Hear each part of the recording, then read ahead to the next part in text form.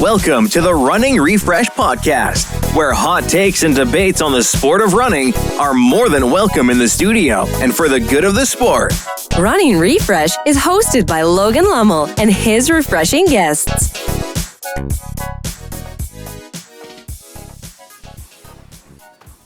All right, welcome to the Running Refresh Podcast. I am with my two roommates, Olin Ortiz and Isaiah Moorman, both senior athletes at Western Illinois and completing their degree in clownology. I believe Isaiah knows how to tie a balloon, but Olin still hasn't gotten there yet. So what's your actual majors? I'm a law enforcement major. I'm psychology, so not too far off there. Still haven't gotten your little nose. It's all right. So Olin, just to start off, what's your earliest running memory? My earliest running memory will probably be from just my time in middle school, like 7th grade. Nothing before that? Nothing in soccer? No puking? Nothing? Nah, I actually didn't start sports until middle school. Okay. And what was your first impression of Isaiah? Of Isaiah? Think back to the first time you saw this clown. When I first saw Isaiah, it was a quick glance at first. I just remember thinking oh, this kid's on the track team, and then just going my separate way because I was already late for something. All right, Isaiah, what's your earliest running memory? What can you think of? PE class, anything? Mine probably came from playing club soccer, honestly. Kind of like a lot of runners did. I got my start with soccer. Older brother did it, and so I did it too. And I was always just kind of faster than everyone else. And, coach would punish us. It would turn into, run halfway across the park and back. And it was everyone just trying to beat me, trying to pace off of me. So you're that guy. That was that guy, yeah. All right, and then what's your favorite thing about Olin?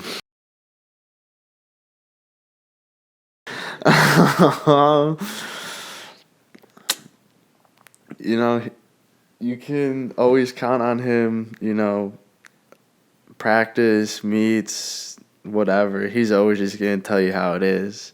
If you had a good race, he's going to let you know what to take from it. If you had a bad race, he's going to let you know what not to do the next time that you start a race. And so, yeah. Yeah, so just from those first few things, I think you can tell we got an interesting dynamic here as we're roommates. Thought it'd be a great way to start the podcast. So a little bit about myself.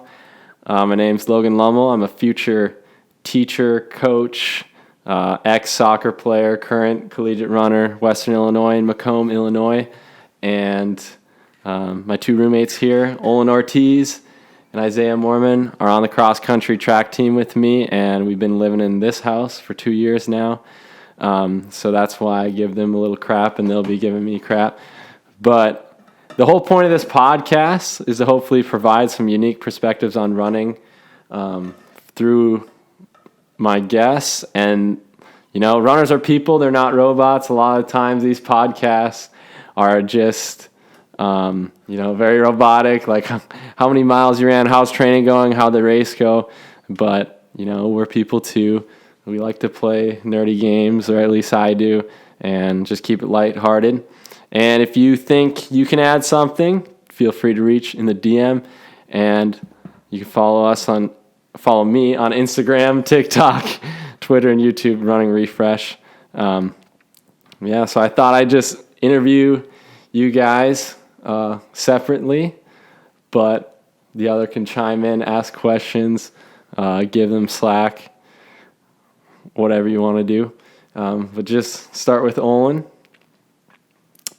So Olin, this is your 4th year at Western, and you originally walked on to the team. When did you decide to run college track, and then when at Western? So I decided to run college track, I would say my senior year. It was primarily because the school I went to was basically a sprint-based school, so we didn't have distance kids. So like out of all the kids on the team, there was maybe like 4 or 5 of us on a good day who actually ran anything past an 800.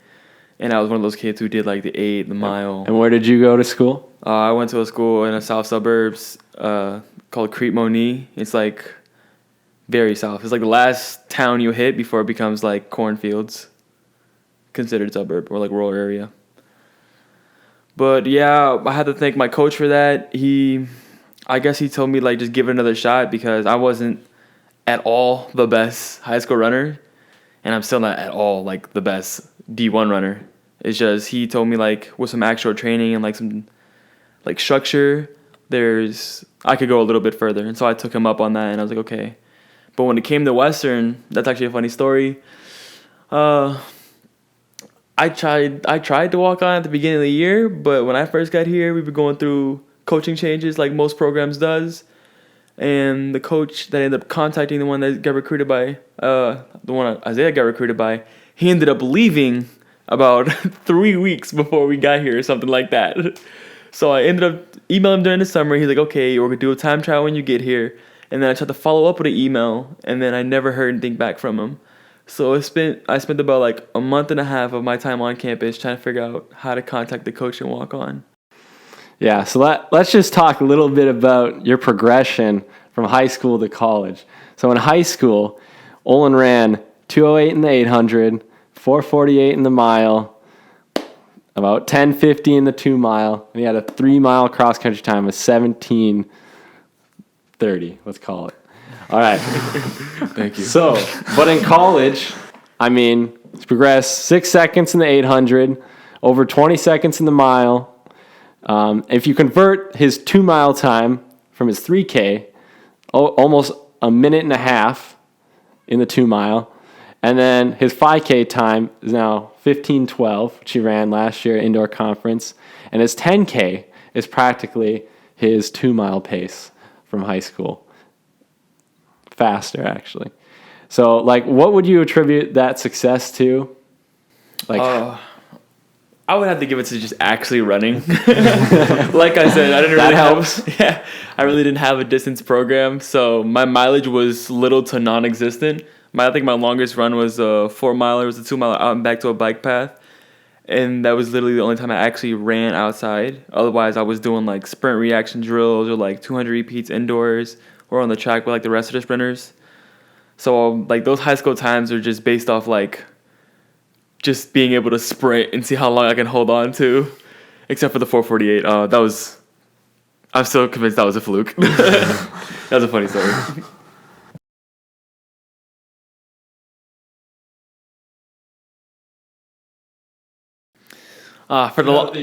For the longest time, I swear to you, I thought I was a 800 runner, but I don't know, man. It's something about me and that 2-minute barrier just don't go along well. Might be mental, might be physical. It's probably mental. But yeah, these guys know more than anyone that I was like, oh, I'm an 800 runner for sure. And they were just clowning me about it because I just couldn't seem to get past 2. Granted, I love it because it's like, you know, it always forced me to work harder. And then I was slowly but surely inching away to get there. But unfortunately, about 2 years ago, I had to let her go. Or actually last year, now that I think about it. The 800 is a she? Yeah, she... I had to, I made a deal with my coach. If I couldn't break 2, I had never had to mention the number 800 again. I ended up losing it, so haven't touched her since. It's probably one of the healthiest relationships he's had. For sure. So, what's your main event then? What's your favorite event? My main event, I would say in my head, it's because I still love it. It's so short and just so nice for me all the time. Is the mile, but I for sure know that, like, just growing up in like this whole like D1 program, that I've come to love the 5K more, like 5K, 3K type basis. It's because I didn't realize how aerobic I was until, like I said before, I actually started running. So it's a lot easier for me to maintain a steady pace than it is trying to like book it and then book it some more. Because that's just, it's hard for me. Very technical terms here in the studio, as always. So, another interesting thing I see on your shirt, you're in a co-ed fraternity. And how many Division I runners can say that? I don't even know. But like, first describe your fraternity, and then like, what's your role in it? Oh, that's my favorite part. So let's get technical. I'm part of a Latin co-ed interest fraternity called Alpha Psi Lambda Nacional Incorporated, who were founded February 18th, 1985. And pretty much there's a decent amount of percentage of athletes who end up going to a fraternity. I think I got lucky enough that when I decided to go through my whole process, everything, it was during COVID at the same time. But before COVID I start, the balance the balance between both of them was just the same as if I was picking up another credit hour class. Yeah. So like instead of 15, it should be like 18 credit hours. It's almost the same as taking another class, so it wasn't too much of a burden as much. And then my position right now this year, I'll be serving as the president. El Presidente. El Jefe. Yes, let me drive the boat. And then what about co-ed? So what does that all entail? So it's men, women. So it's not just a bunch of boys, right? Yeah, no. So it's fraternity in the name. He's definitely in a sorority.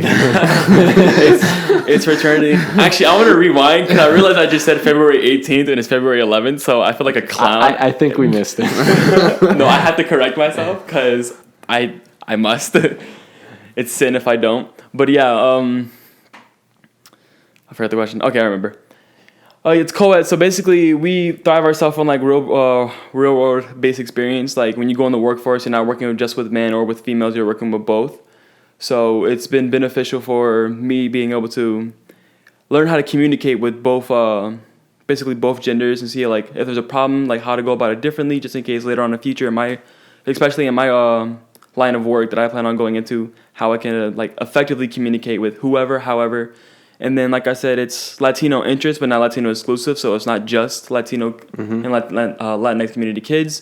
We also have some of Caucasian races. We have a few African American kids. We have a bunch of chapters that have also non-binary members as well. So we're very diverse in that sense. You think you could do it, Isaiah? No. All right. Mainly because my girlfriend said she won't date a frat boy. Women run the world. Hey, we respect women in this household. All right. Now let's get to Isaiah. Isaiah. All right. So just to refresh everybody, Isaiah is faster than Olin in the 800 and the mile currently. What about the 1500? What's faster than the fast? 15? Faster than 1500. Pull the T first. Well, okay, so the story behind this is that I ran a faster mile indoors than him, but then outdoor season sophomore year, I think it was, I was out injured for the second half of that outdoor season, and this kid starts cutting time in his 15, and all of a sudden drops his 15 down faster than mine.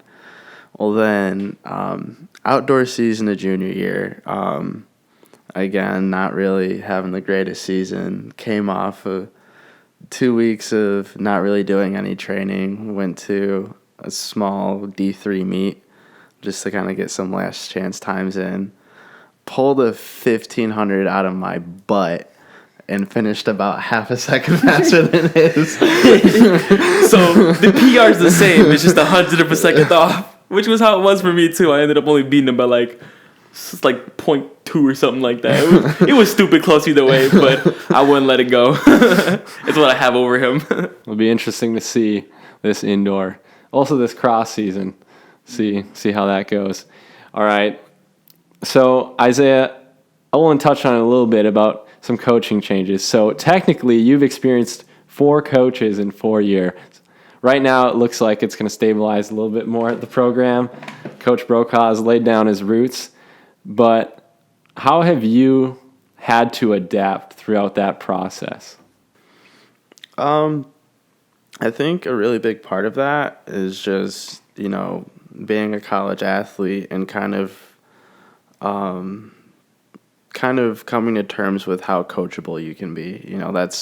I think that's an aspect that can be a little overlooked, just because, within our sport, we kind of are in this time where there's a lot of different coaching strategies, strength-based, speed-based, mileage-based programs. And so I kind of got to see a little bit of all of that and really just put a lot of trust in these coaches that were coming in, the kind of resumes that they had, the athletes that they had coached in the past. And honestly, just really going in open-minded. That's a really big part about all this, just because, that's a really big part of the recruiting process, was picking a program not solely based on a coach. And so obviously, you want to like your coach, but that's not what makes or breaks a program. Yeah, so then you kind of already have been answering this, but how has that shaped you as a person? Even outside of running? I mean, as corny as it sounds, it really has taught me to just kind of be really persistent with things, because, I've had coaches before that, like early on in college, that tried getting me into higher mileage type of training, but, early on in college, someone who was really injury prone, that didn't really always work. And so, when other coaches tried integrating that into my training, just kind of going in with an open mind and knowing that, okay, even though that this hasn't gone well before, making minor adjustments, it can work again. And really applying that to life, that just because something doesn't work once doesn't mean that, you can't learn from it, make these little tweaks, and just try it again.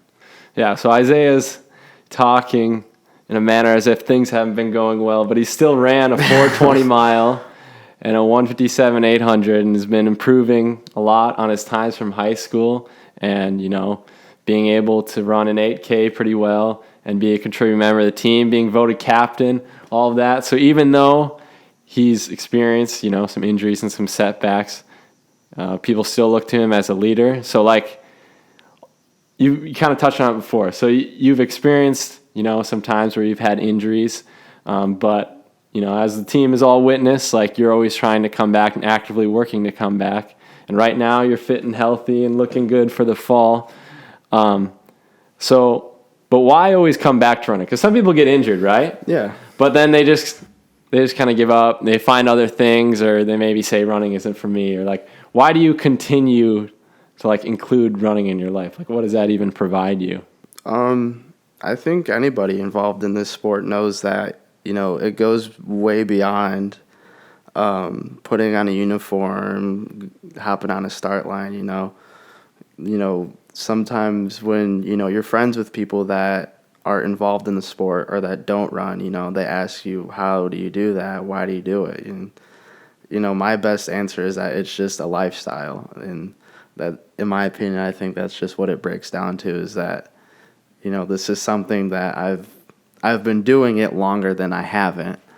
And so when you do something for that long and you make it a part of your life for this long, it is hard to walk away from it. I think everyone's kind of had that moment. And at one point, they're kind of just is this really what I want to keep on doing? But in the end, I think that, you just keep going with it, and you end up being really happy with that decision.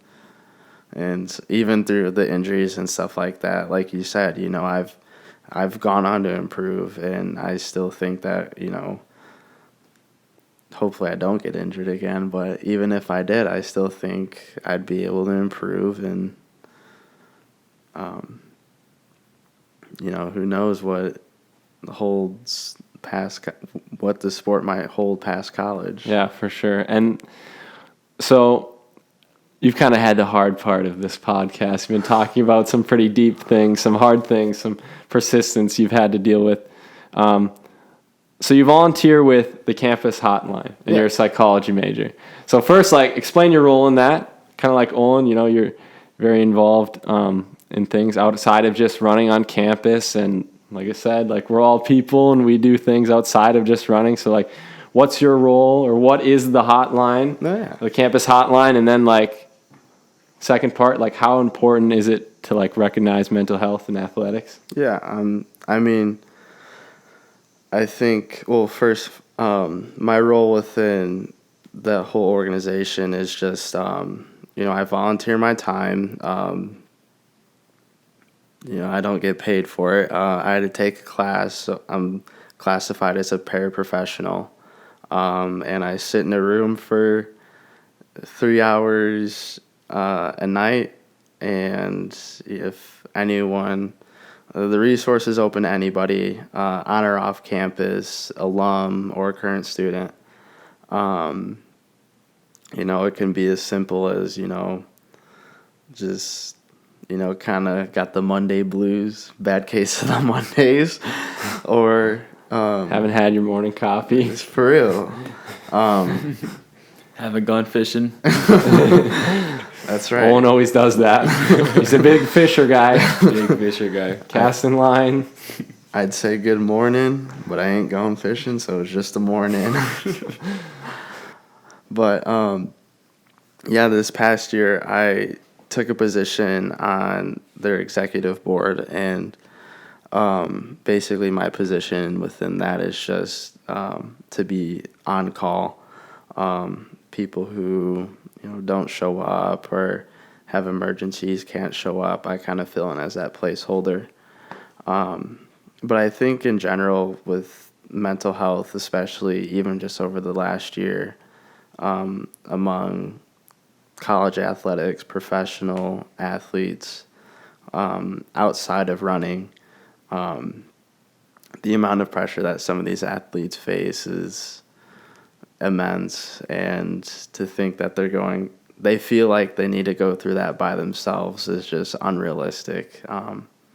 And so it's kind of like the unspoken monster, in my opinion. Yeah, for sure. Especially when we're all joking around with each other and having a good time. Like, right. It's a hard thing to talk about. Like, it's not easy. I mean, we already started joking around as soon as we started thinking about it, because, I mean, it's on everybody's mind, you know, right. Just the pressure, and, you know, it can be nerve-wracking. And, yeah, and we've seen in college athletics, you know, people think they're stuck in a hole, but they really do have people and people that care. And then, you know, you see it when it's too late, but, right. You know, everybody should know it's there, and there's resources out there, hotline, like on campus here, whether you're an athlete or not, just college in general, there's enough stress, you know, put on 90 miles a week like we are right now or something like that, and It doesn't get any easier. So, all right, so that kind of concludes the interview portion for our guests, some heavy topics now. So, start of a new segment. It's called Rapid Refresh, and it's a segment where I ask my guests too many questions for them to answer in a timely manner. So I'm going to just kind of whip through. We'll start with Isaiah and then go to Olin. I mean, we'll just try to speed things up. So kind of give your answer, maybe a short reason why, and then we'll try to move on to the next question. So who is a role model for you, whether fictional or non-fictional? It could be in a movie or TV show or some cartoon. Ooh. I'm going to go with Michael Phelps. Why? The dude's just an animal. You know, not only that, the dude ate like 10, 12,000 calories a day in his prime. Like, the dude just... Respect. That's... For sure. Hats off. Olin? Andrew Tate. Yeah,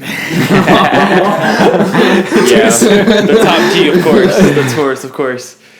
No, my biggest role model, I have to say, would be my grandpa for sure. Only because he's like not like you're like real sloppy or anything. No, for sure. He's like one of the hardest working people I've ever known. And like even now at like, I want to say pushing 80, he's like 78 right now. He's still working hard to provide for a family that's providing for him now, which is crazy to me. Like I wouldn't be here if he hadn't brought my dad here, which is like crazy to think about. That's wild. All right, favorite running creator and why? You know mine.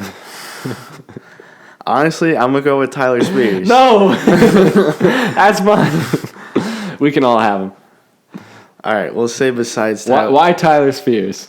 I mean, like, you know, being at a mid-major school, not being the fastest, even on the team, like. Wait, Virginia Tech's a mid-major school. No, I'm just saying. Oh, like, you're saying us, I was gonna say.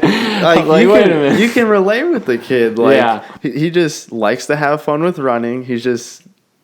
That's basically what it comes down to. If you don't know Tyler Spears, he ran a cross-country race in a dinosaur inflatable costume. So check that out. How about Olin? That's a tough question. I watch all of them, but like I don't know if I consistently watch them. If I had to say anything, 10 beta. if I had to say anything, it'd probably be new generation track and field. Only because I forgot the kid's name now. I'm blanking, but Carter? That's my favorite. but they're doing some big things, and especially since they're bringing they're trying to get like more media exposure. It's crazy to see like that channel go from what it was originally to like how cinematic it looks now. Like it's aesthetically pleasing to me, so I like to watch that one because it's kind of like a movie except in short film form. Well, Seth James Damore made me over COVID. He made me into the runner I am today. His daily vlogs. All right. So if you had one shoe to run all of your miles in, which shoe is it? We'll go Olin. Oh my God. So I've tried to find this shoe as much as possible. Nike Structures 22. This shoe was a workhorse. Just bricks. Literally.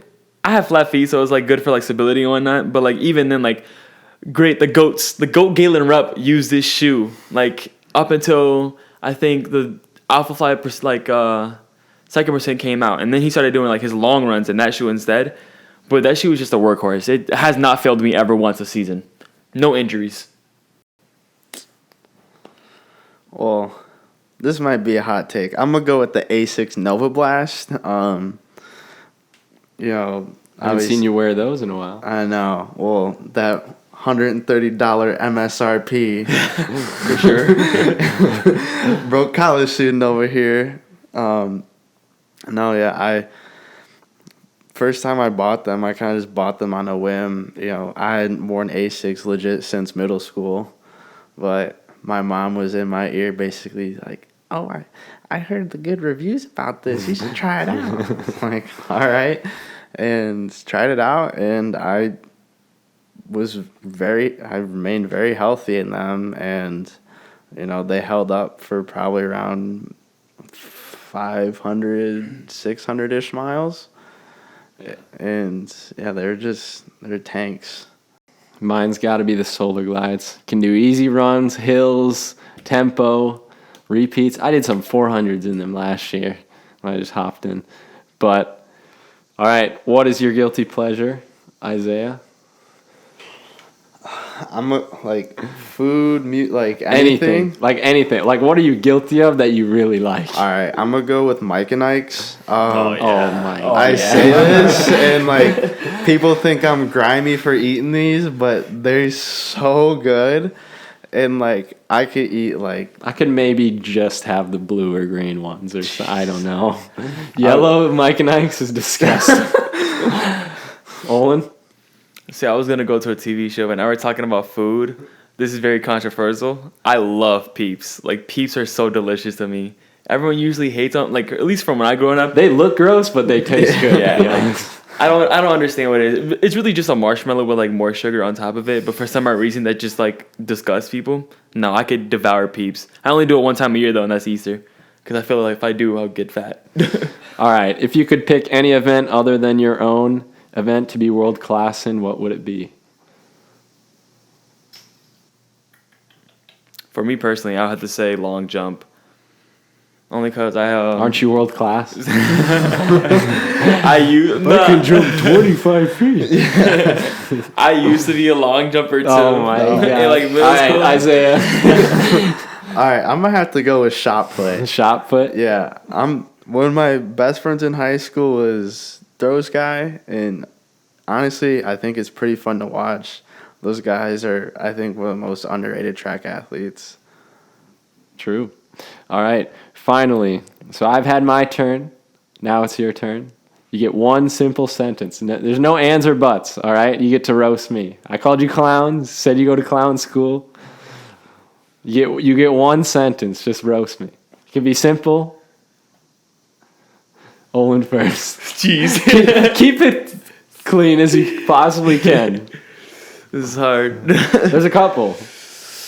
I just want to let you guys know you spent like the past 25, 30 minutes listening to a podcast hosted by Slid the Sloth. That had some ands and buts.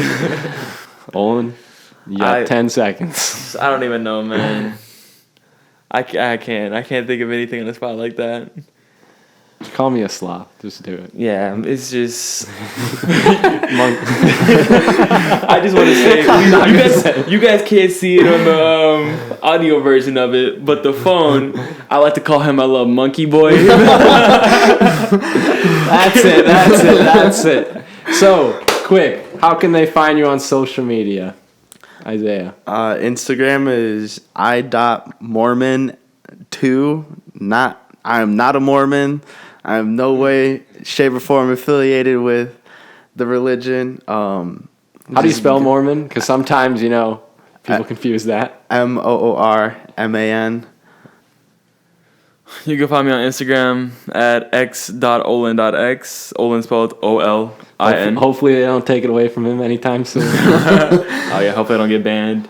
All right, what about your phone number? Social security number. 69420 at Quality. All right, so now if you're watching this on YouTube, watching this on Instagram, whatever you're watching this on, just obliterate that like button, just smash it. The subscribe button, it shouldn't even exist anymore. It should just be gone off the face of the planet. But if you're watching on a podcast or listening on a podcast, like Spotify or Apple, please leave a review. That's one of the best ways for this to be recommended to anybody else. And follow along for more running-related content. That's all. Thanks for having me. Thank you. It's a blast. Bye.